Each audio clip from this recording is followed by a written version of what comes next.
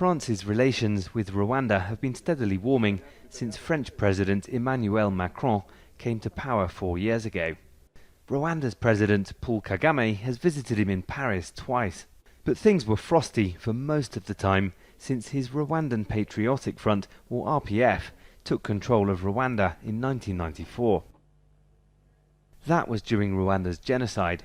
France backed the previous government, Kagame's enemy in the civil war, by providing weapons and military training. Many officials from that government organised massacres of ethnic Tutsis and moderate Hutus. Then France sent soldiers on a UN mandate. They created a humanitarian corridor which also allowed genocidaires to escape.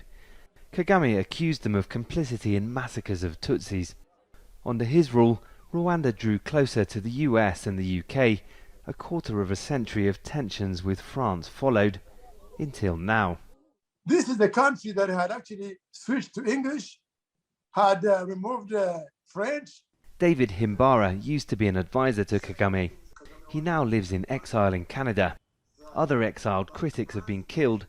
He says Rwanda's human rights record is one thing that's tested its relationship with the US. With the loss or the cooling of the relationship with the US, Kagame moved on to France.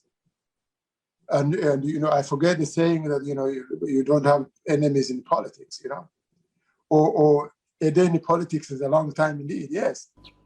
France previously accused the RPF of shooting down the plane of President Juvenal Habyarimana in 1994, triggering the genocide, and of massacring Hutu civilians.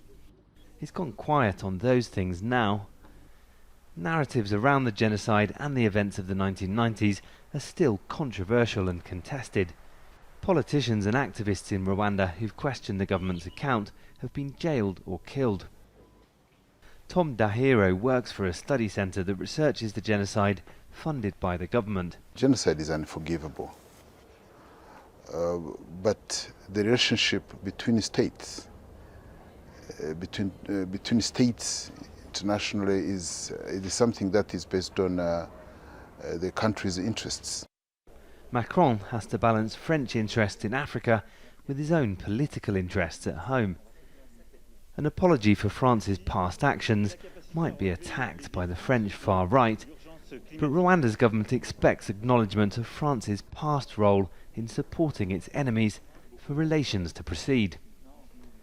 Malcolm Webb, Al Jazeera, Kigali, Rwanda.